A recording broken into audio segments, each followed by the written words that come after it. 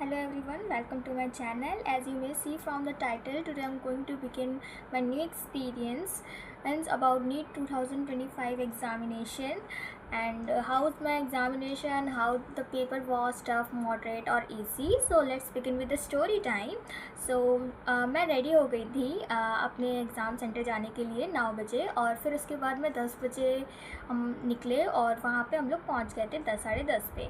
Alright then मेरे पास काफ़ी time था। एंट्री हमारी 11 बजे होनी थी, 11 बजे से एंट्री स्टार्ट हो जानी थी और उसके बाद पेपर हमारा 2 बजे स्टार्ट होना था, तो मेरे पास टिल देन काफ़ी टाइम था। और उतने से उतने टाइम में I revise lot of things, physics फॉर्मूले sheets and biology short notes and all that stuff.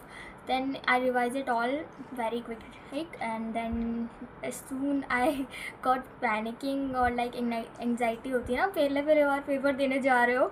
So I was very not that nervous but nervous थी ऑलरेडी. मेरा फर्स्ट अटैम्प्ट था और 12th के बाद. So yeah, मैंने अपना पेपर ठीक ठाक दिया. इतना ईजी भी नहीं था. As you know, lot of teachers are telling about the physics paper are very tough. So right, मेरा थोड़ा फिजिक्स अच्छा भी नहीं गया. So let's begin. We are be. So entry time था. एंट्री टाइम पे एंट्री काफ़ी स्ट्रिक्ट थी. लिटरली 4 बार चेकिंग हुई.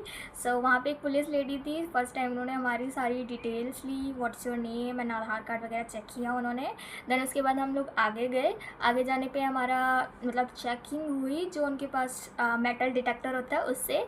देन उसके बाद हम लोग थंब इम्प्रेशन लिया गया. थंब इम्प्रेशन के बाद उसके बाद हमें बाकी सेंटर मतलब रूम में जाने को मिला. देन उसके बाद मेरा था सरदार पटेल सेंटर कल्याणपुर और वहाँ पे मेरा सेकंड फ्लोर रूम नंबर 23 था. देन मैं आगे गई अपने रूम में. Till the time many are candidates not there, many are candidate are coming on and on. Then काफ़ी लोग आ गए थे वहाँ पे. मतलब एक मैनी मतलब काफ़ी ओल्ड थे वो मेरे से. लाइक ही वॉज अराउंड 30 और 29 समथिंग. और मेरे को ऐसे लगा फर्स्ट टाइम जब उन्होंने एंट्री ली तो मुझे लगा एक और इन्विजिलेटर और something like that, but he was a candidate. Okay, so I am literally shock at that time. और मेरे से काफ़ी बड़े बच्चे भी थे वहाँ पे और मेरी एज के लाइक 4 या 5 बच्चे होंगे.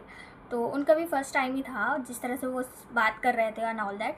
सो पेपर थोड़ी देर बाद उन्होंने सारी अपनी चीज़ें फिल कराना, लाइक उनसे पेपर देने से पहले ओमार वो फिल कराते हैं. फिर उसके बाद हम इम्प्रेशन लेते हैं, पिक्चर पेस्टिंग करते हैं ऑल दैट थिंग, साइन वगैरह कराते हैं. तो वो चीज़ वो लोग कर रहे थे पेपर के 10-15 मिनट पहले. फिर उसके बाद उन्होंने मुझे पेपर दिया और this is my set number 46. And then उसके बाद हम लोगों ने पेपर देखा. पहले तो उन्होंने पेपर देखने से मना किया. पहले बोला कि सारी डिटेल्स हैं उसको फिल करना है, ओमार फिल करनी है. So we began with the OMR sheet. Then heart भी तो काफ़ी तेज़ हो गई थी पेपर ही देख के. सो मैंने सबसे पहले बायोलॉजी उठाई क्योंकि मुझे बायोलॉजी में सब कुछ प्रिपेयर था 11th एंड 12th. और मैं इससे पहले अपनी कोचिंग भी सारी चीज़ें देती रहती थी, एग्ज़ाम्स वगैरह. तो मेरे को ओमार शीट भरने का और बाकी चीज़ों का आइडिया था. तो हमारे में ये हो गया था कि पहले 3 घंटा 20 मिनट था और 20 मिनट इसमें डिटेक्ट कर दिए गए क्योंकि एक्स्ट्रा क्वेश्चंस हटा दिए गए थे. तो जब मैं कोचिंग में एग्ज़ाम देती थी तो होता ये था कि उसमें सारी चीज़ें सेक्शन वाइज डिवाइड होती थी, like physics, zoology, botany and all that. तो जब मैंने पेपर देखा पहली बार तो मैं इस वजह से शॉक हुई कि सारी चीज़ें मेस्ड अप थी. कहाँ से क्या चीज़ें स्टार्ट हो रही है, यहाँ से बायोलॉजी, यहाँ से बॉटनी. वो तो मैंने जब क्वेश्चन पढ़ा तब मैं समझ गई ओके यहाँ से ये बिगिन हो रहा है. लेकिन मैं थोड़ा शॉक थी, सेक्शन नहीं है. ओके, सो ये सबसे पहला शॉक लगा. फिर उसके बाद मैंने बिगिन किया पेपर बायोलॉजी से. और बायोलॉजी से बिगिन किया. मैंने सारे क्वेश्चन बायोलॉजी के अटैम्प्ट किए, कोई भी छोड़ा नहीं क्योंकि मोस्ट ऑफ क्वेश्चन मुझे आ रहे थे. और जब बायोलॉजी का क्वेश्चन पेपर में दे रही थी तो मुझे ऐसा लगा 2-3 क्वेश्चन ऐसे हैं जो सच में मैंने पढ़े नहीं है. मतलब कुछ ऐसे टॉपिक थे जो बिल्कुल आउट ऑफ बॉक्स आए थे. Alright, then I finish my biology section. और मुझे पहले डिसाइड किया था मैंने कि मैं 30 to 35 मिनट में बायोलॉजी सेक्शन कंप्लीट कर लूँगी. बायो मेरी अच्छी है. ओके, फिर उसके बाद लेकिन मैंने टाइम देखा तो 1 घंटे से थोड़ा ज़्यादा हो गया था. सो वो हुआ ये था कि आधे घंटे तक तो वो सारी चीज़ें फिल कराते रहे थे. फिर जब हम लोग को पेपर मिल गया था उसके बावजूद वो सारी चीज़ें फिल करा रहे थे. मतलब पेपर के टाइम 3 घंटा होता है, उनको 3 घंटे बिल्कुल फ्री रहना चाहिए हम लोगों को.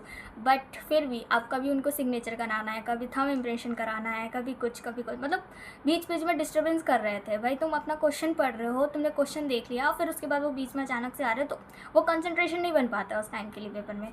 सो राइट, तो आधा घंटा तो हमारा यूँ ही बर्बाद होता है। स्टार्टिंग में काफ़ी डिस्टर्बेंस हुआ, और फिर उसके बाद जैसे तैसे मैंने बायोलॉजी घंटे में पूरा किया। फिर मैंने केमिस्ट्री मेरी मॉडरेट थी, लाइक मैंने 12th की केमिस्ट्री दे के किया था, और मैंने 11th का कुछ खास रिवाइज़ नहीं किया था, मतलब मॉडरेट था, मुझे आते थे, फॉर्मूलेज वगैरह देख लिए थे। सो राइट, तो मैंने केमिस्ट्री कर लिया। केमिस्ट्री मेरा काफ़ी जल्दी हो गया, कुछ क्वेश्चंस तो नहीं आ रहे थे, कुछ मेरे जैसे मैंने बताया 12th के अकॉर्डिंग मैं करके गई थी। सो जितने मेरे आ रहे थे उतने मैंने अच्छे से दिया। देन इसके बाद physics, oh my God, hello, what the hell, मतलब फिजिक्स में तो क्या ही था, I could not explain you. मेरा क्वेश्चन देख के मैंने केमिस्ट्री करते करते मेरा 45 मिनट हो गया था। स्टिल मेरे पास थोड़ा टाइम था कि मैं कर लूँ, लाइक 45 या 30 मिनट्स कुछ ऐसा बचा था फिजिक्स के लिए। लिटरली मुझे पता नहीं चल रहा था टाइम कहाँ से कहाँ चला गया, कुछ भी नहीं पता चल रहा था। फिर उसके बाद जैसे तैसे मैंने कहा चलो जल्दी जितने आते हैं उतना कर लो। फिजिक्स का स्टार्ट किया। कुछ क्वेश्चन स्टार्टिंग के कुछ क्वेश्चन देख के मैं शॉक थी, मैं सॉल्व नहीं कर पा रही थी लिटरली।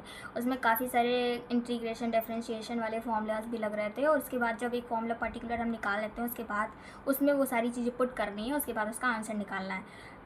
काफ़ी ज़्यादा कंफ्यूजिंग था एंड ऑल दैट, और जैसे तैसे मैंने पेपर दिया। ऑलराइट, तो मेरा पेपर का एक्सपीरियंस इतना ही था। थोड़ा डर भी लगा, लेकिन फिजिक्स का सबसे ज़्यादा डर है अभी भी मेरे को।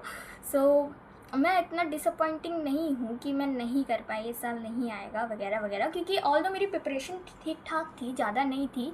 और मुझे लग रहा था पेपर देते टाइम भी मैं ये सोच रही थी कि यार मेरे को ड्रॉप लेना पड़ेगा। और जब मैं घर पे आई तो लिटरली सब बोल रहे थे फिजिक्स का लिटरली बहुत टफ था। एट अ टाइम जब मैं पेपर दे रही थी तब भी कुछ मुझे क्वेश्चंस नहीं आ रहे थे, क्योंकि कुछ लोग बता रहे जेई के भी कुछ क्वेश्चंस थे, और टीचर्स को भी फिजिक्स का सेक्शन सॉल्व करने में 2 आवर्स लगा, 2 to 4 आवर्स लगा। So that's very tough. So yeah that's all my experience. और मैं इतना ज़्यादा लाइक वो नहीं हूँ कि मैंने ट्राई किया एटलीस्ट, और इट्स माई फर्स्ट अटैम्प्ट। सो या जितना मुझे आया मैंने किया, और मैं इस चीज़ को लेकर डिसअपॉइंट नहीं हूँ, क्योंकि मुझे लगता है मैं सेकेंड टाइम और भी ज़्यादा बेहतर कर सकती हूँ। और अभी पेपर का थोड़ा पैटर्न बदला है, लाइक टाइमिंग चेंज हो गई है, थोड़ा मुझे स्पीड अप करना पड़ेगा, है ना। So all that thing matters a lot. जब हम 3 आवर्स का पेपर देते हैं तो हमें कैसे सारी चीज़ें मैनेज करनी रहती हैं।